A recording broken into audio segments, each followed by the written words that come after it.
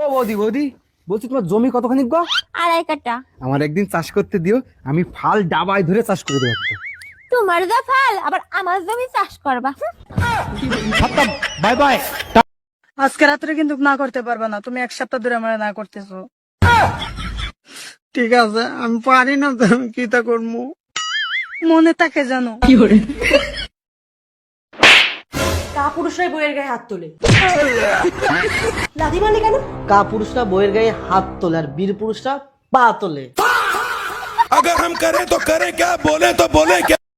ও ভাবি, এবার পয়লা বৈশাখে ভাই তো আসলো না, বলেন তো আপনার সাথে পয়লা বৈশাখ আমি করি? করেন, সমস্যা নাই, কিন্তু আপনার ভাই পয়লা বৈশাখে যা যা করে আপনারও কিন্তু তাই করতে হবে। বলেন কি ভাবি, আমি তো অপেক্ষায় ছিলাম ভাই যা করে সেটা করার জন্য। আপনার ভাই সারাদিন ঘুরায়, তারপরে ডিনার করায়, তারপরে একটা আইফোন কিনে দেয়। মেয়েদের তৈরি সব থেকে বড় যন্ত্রের নাম কি? ষড়যন্ত্র। পুরা মাথাটা গোলা হয়ে গেল, চোখ মুখে আমি কিছু দেখি না।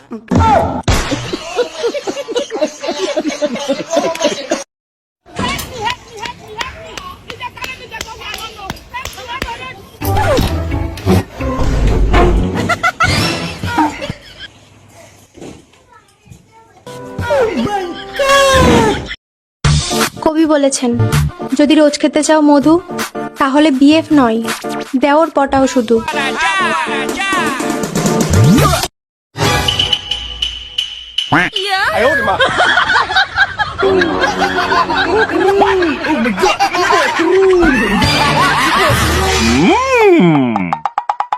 এই তুমি গেলে হোলি খেলতে, মারধর খেয়ে আসলা কোন জায়গা থেকে? তুমিই তো বলছিলে ছাদে গিয়ে হোলি খেলো আর কারো কাপড় চুপড়ে জানি রং না লাগে। হ্যাঁ বলছি, তারপর কি হয়েছে সেটা বলো। ভাবি ছাদে কাপড় শুকোতেছে, আমি বললাম ভাবি আপনার কাপড় খোলেন, আমি হোলি খেলবো। এই যে আমার 1 মাসের মধ্যে বাচ্চা দেবে। 1 মাসের মধ্যে বাচ্চা না সম্ভব। তুই না কন্ট্রাক্টদার, বেশি করে লেবার লাগাই দিবি, পট করে হয়ে যাবে গা। কি ব্যাপার ভাবি, সকাল সকাল কারে নিয়ে এত চিন্তা ভাবনা করতেছেন? জানেন অরুণ ভাই, আমার বান্ধবীরা তাদের জামাইদের চোখের ইশারায় আঙ্গুলের ইশারায় নাচায়। আরে ভাবি, সব মেয়েরাই নিজের স্বামীকে আঙ্গুলের ইশারায় আর চোখের ইশারায় নাচায়, আপনিও বাইরে নাচান। কেমনে নাচাবো? সে তো আজ পর্যন্ত ডিজের মিউজিক শুনেই নাচে নাই। হ্যাঁ বৌদি, এ দাদা কোথায় গো দাদা? তোমার দাদা বাড়িতে নেই তো। বাড়িতে নেই গেলে তো হবে না। হ্যাঁ, 1 মাস হয়ে গেল আমার কাছে 500 টাকা ধার নিয়েছে, এখনো দিলো না। আজকে আমি কাজে চলে যাবো, আজকে আমার টাকা লাগবে। ও তোমার টাকা লাগবে তাই? হ্যাঁ আজকে লাগবে। ঠিক আছে, ঘরে চলো, দিয়ে দিচ্ছি আমি। চলো। চলো।